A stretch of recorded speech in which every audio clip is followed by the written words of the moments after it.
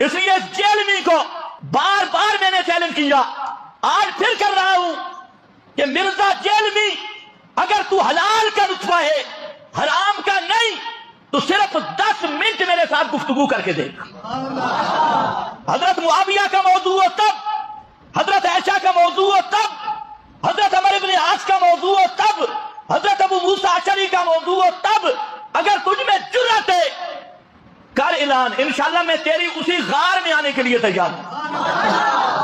اپنی غار میں بیٹھ کے کر حضرت معاویہ پہ بات، میں دیکھوں تجھے کہ تو کس نمبر کا بے ایمان ہے، اور جب تیرا نسب ہی ثابت نہیں اور جاہل اتنا ہے،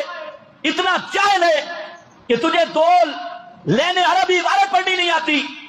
اور تبصرہ ایسے کرتا ہے کہ یہ کوئی